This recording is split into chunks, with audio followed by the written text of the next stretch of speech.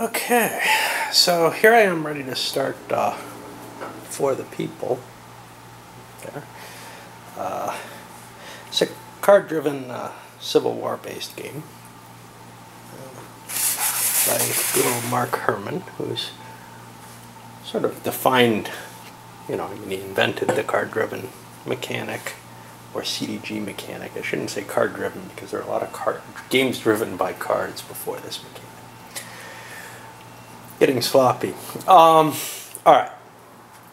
So what can I tell you about this? First impression on reading the rules. And the rules are quite a big endeavor. 50 pages here. And as with most CDGs, I walk away with some feeling that, man, there's a lot of little special stuff I gotta remember, and it's gonna be tough. And it is gonna be tough, and I'm sure I'm gonna make a lot of mistakes, and some of you with the fortitude to follow through this are going to catch some of them, if you're familiar with the game. But my first impression was, wow, it's basically a lifting of the old Victory Games Civil War game, which is an amazing game, fixing some issues that I had that clearly afflicted.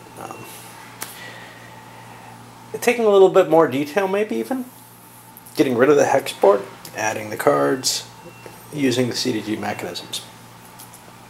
But in general, this is something to be compared at that same level. Now, it's got some really, really nice innovations to it, as far as I'm concerned, compared to the Civil War. If this works out as well as it does, I think it's completely superseded the Victory Games game, which I've always seen as kind of the classic of this strategic war. The only thing it's lacking, which was kind of questionable in the Victory Games game, is the far western option. There is no map for that. And honestly, I felt like that ended up devoting far too many resources, too much attention, and it was too important to the game compared to, being able to fight on the main map. The key to this is somewhat more clear than in the Victory Games one. In the Victory Games one, if you're a student of the Civil War, you knew what you had to do, kind of. But if you're not, or if you concentrate too much, say, on the Eastern Theater with the Army of Northern Virginia and the Army of the Potomac clashes, and don't pay enough attention to what was happening in the Western theaters, you're really at a loss as to how to even win the game. You kind of blunder through it without realizing that you have to win it in the West, and you have to grab the Mississippi. And from there, you have this interesting situation where there's these victory point goals that happen on every year or whatever. And finally, and you're meeting those, and it seems all well and good. And then there's the re-election campaign, and you can meet that, and it seems well and good. And then, oh wow, you've got like a year to make this huge deficit of points up. There are a number of other issues with it. Leaders ended up, being stacked somewhere like Indianapolis, where they're totally useless. A huge stack of, ineffectual Union leaders for the most part. This game takes care of a lot of that. Let me try to take a look at some of what's so exciting about this. First of all, and I have some questions about this, there's a tremendously thick and durable player aid chart. I think it would be kind of nice, instead of such a thick one, to produce two. I mean, it's great that this is such high quality, but if I were playing this opposed, I would certainly want each player to have a copy of this, because it's got a lot of information. There's a few things that aren't terribly well explained in the rules. For example, map symbols. Every starting space has a little flag in it, where units or political control or whatever show up. That's not explained anywhere in the rules that I found. It's not explained over here on the chart. we've got the at start units, but that points directly to the strength point in the fort. Doesn't really mention the flag. And the flag's just an indicator of that, and that confused the heck out of me for a little while. Other things you have to kind of wade your way through to get to. For example, the points next to these. They're in the rolls, but they're not on the little map key. That's kind of disturbing, especially since this is, I don't know, a revised edition. I don't know if it's the second. The rules have definitely been revised since the original edition. Okay. Well, I guess I can go through the sequence of play kind of lightly to show you what's exciting here. First is reinforcements placement. Reinforcements for the Union are kind of by theater, which is similar to the Victory Games game, with some reduction if state capitals are held. Reinforcements for the Confederates are absolutely controlled by the states, and this is, I think, a huge bonus to the game. If the Confederates are able to hold the South long enough, they will get more forces. I found the fixed forces in the Victory Games game to be somewhat disturbing. So that's a great part of the game. As well, you get to place the units only in the state they came from for the Confederates. And that, again, I think is a powerful little action. I liked the Victory Games game with its kind of competing roles for initiative, and then each player gets to spend points. I thought that's a nice mechanism. Reminds me of Korea, which we played recently, which you can take a look at. I'm not sure whether or not the CDG mechanism is going to be more pleasing to me, but it's what we got here, and there are a lot of other advantages to make up for whatever that is. Then you conduct strategic movement. Basically, each side gets a number of points that they can spend, and I believe they mark them off with these little rail markers, even though it's not really rail movement.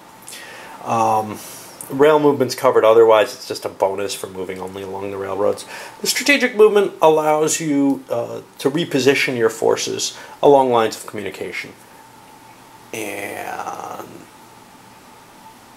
there's some limitations on that, but for the Union, for example, pretty much wherever they can reach, they can go, which is to say by sea, they're going to have quite a bit of power to reinforce their forces.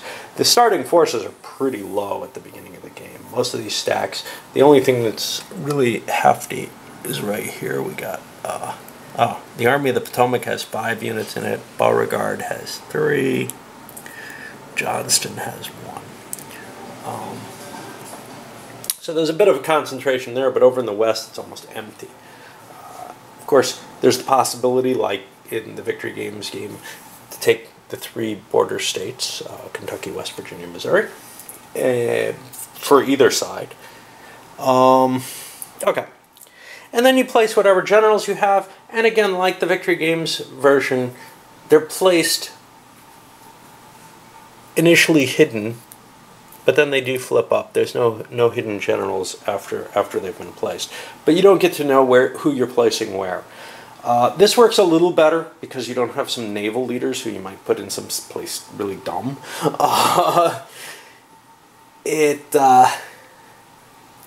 There are also limits to how many officers you can have in a particular place. Like a strength point basically has an officer attached to it at most, which I think prevents some of the abuses.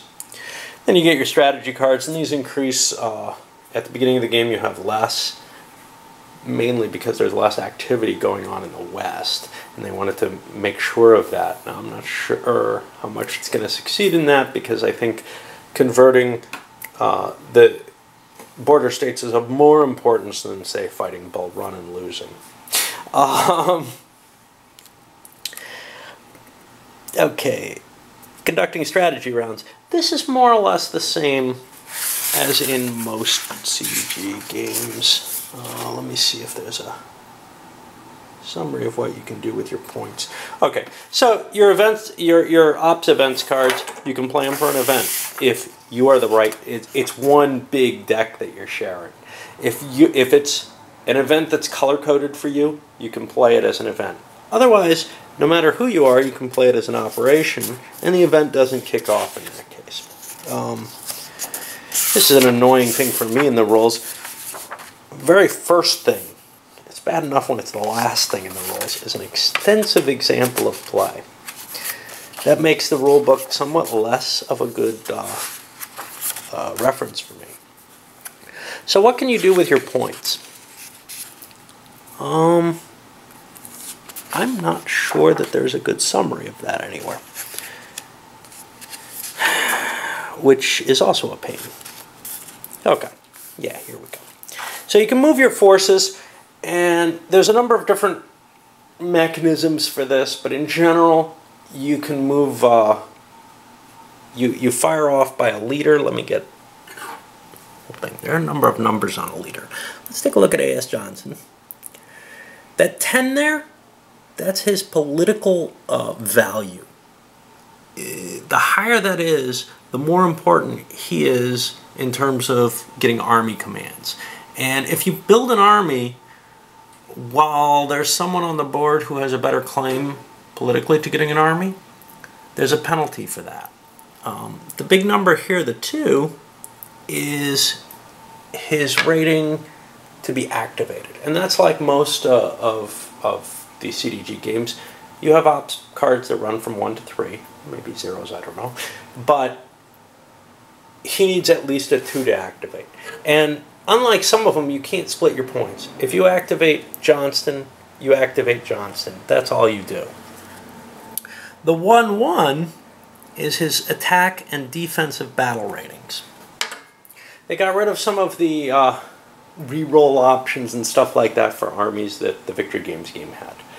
Still, I feel like, you know, you've got a nice decision-making break here.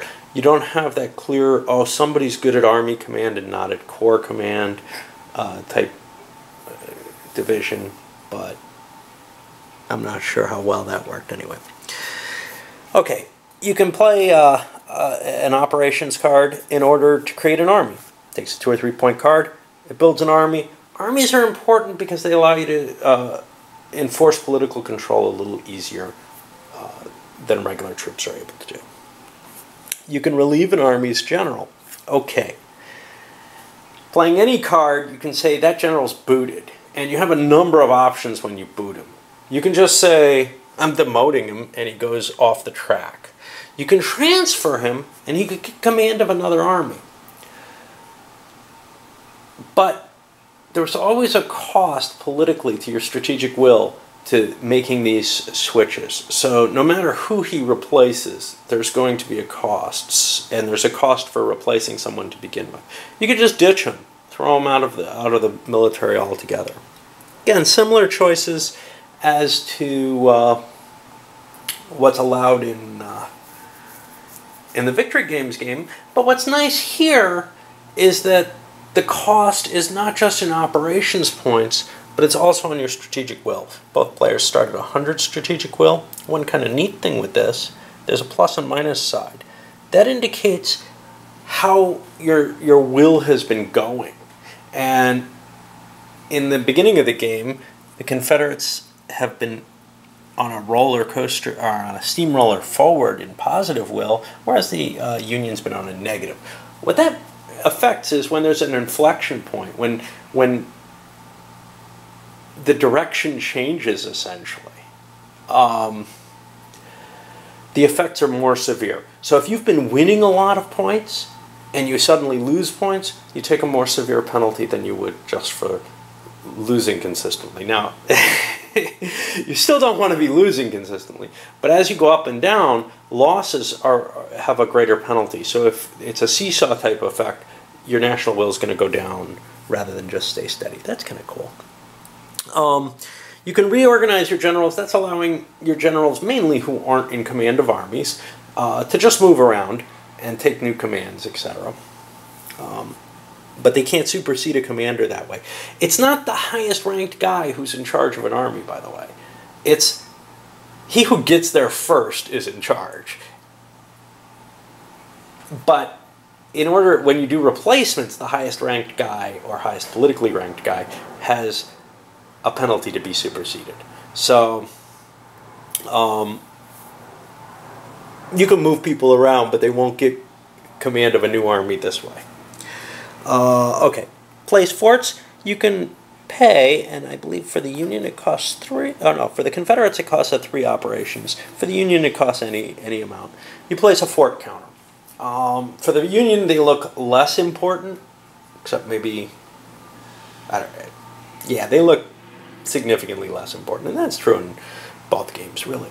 But for the Confederates, they're key towards controlling the river lines, and they've done a nice job in this one of abstracting the naval actions. I feel like the Victory Games game had much more attempts at detail on the naval movement, naval control of the rivers, etc.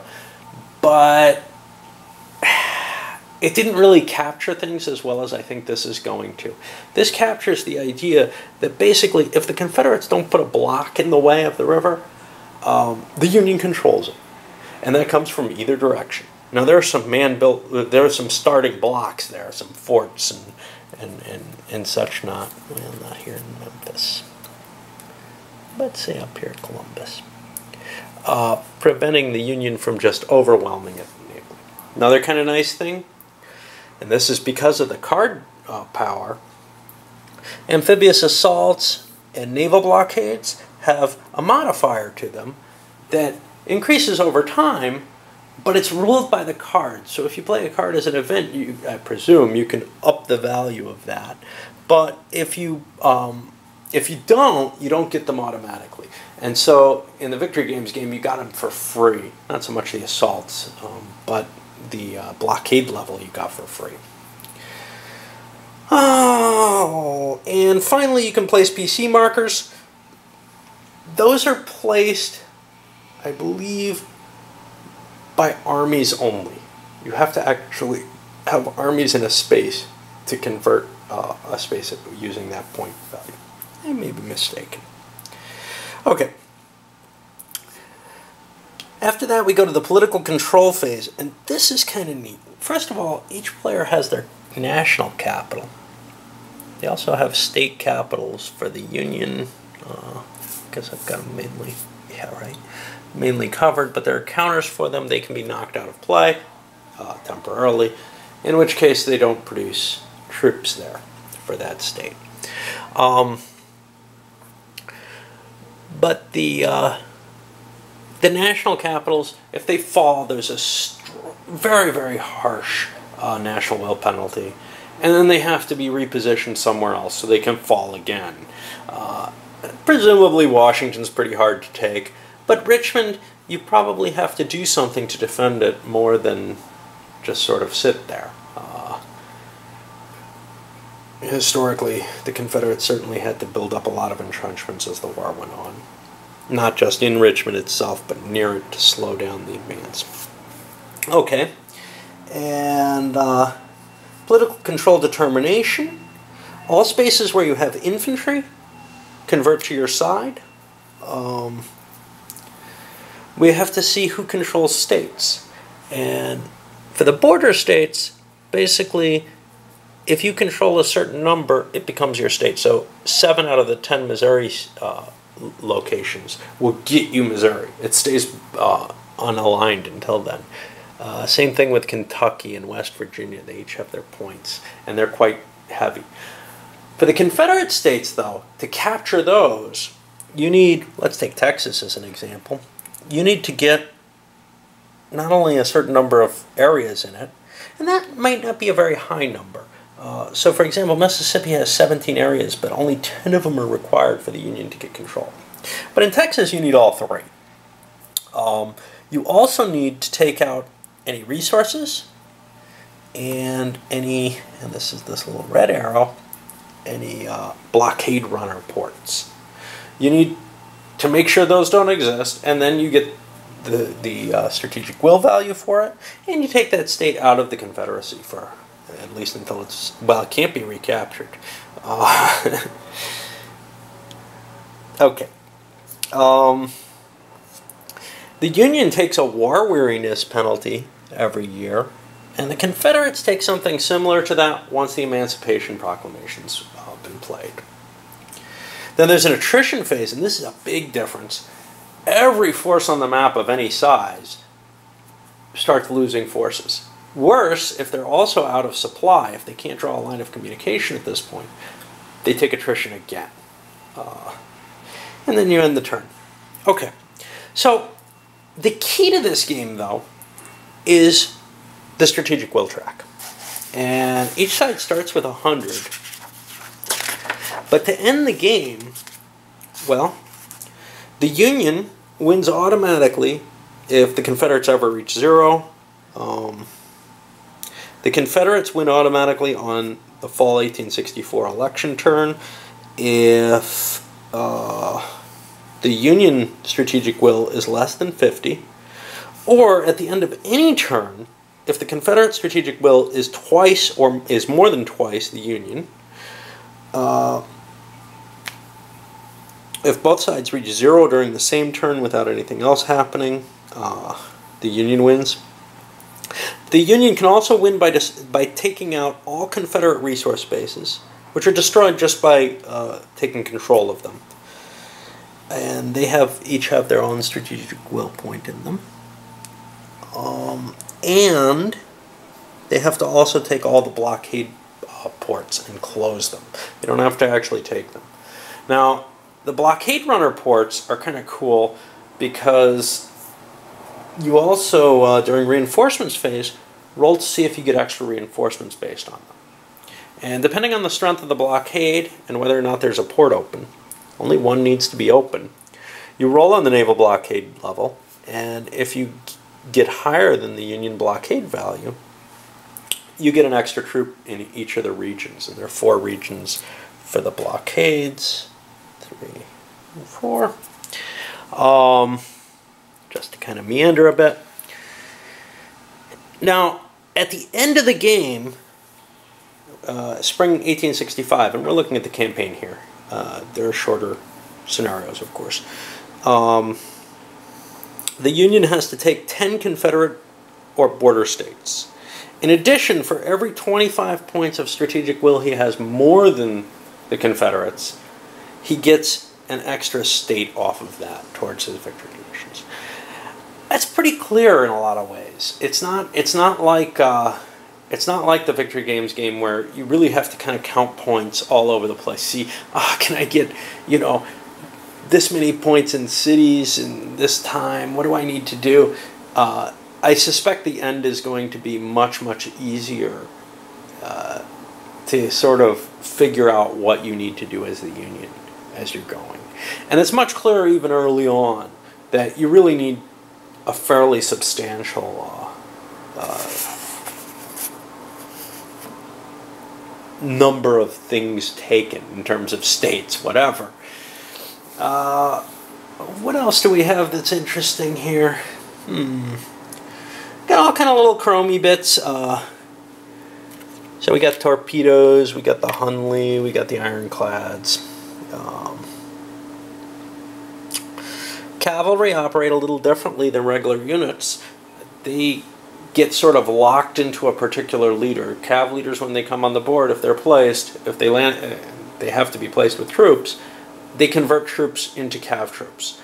And from then on in the game, and I'm playing with an option that changes when certain cav leaders are destroyed for whatever reason. It reduces the effectiveness of the cav. But other than that, basically you have these cav units which aren't able to convert political control, except they can reverse enemy control of your territory, basically, which is a slightly different arrangement than I'm used to. We have a total of all the different things that affect strategic will. Combat. We didn't even mention this. Okay, so when you move into a space, there's a chance for things like interceptions, and there's a bonus if you intercept, and you're the defender. But also for withdrawals before combat, of course. Just like many games. Combat Combat is done based on the size of the battle, which is again kind of like the Victory Games version, although it's a less complex chart. And you roll, add some modifiers, and see what you do in casualties to the opponent. Now you have a limit where you can't do too many casualties. Like you can only do twice your size in casualties. One kind of neat thing about all of this is odds-wise, you need at least 3 to 1 to get a modifier from odds. I find that actually kind of strange and maybe a little more hard to believe, because it seems like bringing numbers to a battlefield in the Civil War was an effective factor. To me, when I play out Gettysburg, it's the Union numbers, and they don't have 2 to 1 even, that manage to swing things. A lot of little things here, running the guns. So when you want to conduct operations beyond a Confederate fort, you have to attempt that, and you know, it just either happens or it doesn't. There's no casualties to it. Combat, there's a chance of leader casualties. It seems fairly low comparatively. One thing that's missing from this, maybe for a good effect, is there's no promotions of leaders. Leaders come in when they're ready to take over a serious command here. You don't have low-ranking leaders working their way up through the ranks. That's kind of a shame, because one of the things that I really liked about the Victory Games game was the way the leaders promoted, but I felt there were things that needed to be changed about that. Alright, I'm about to start, and this is about over, so I'm going to wrap this up and send it.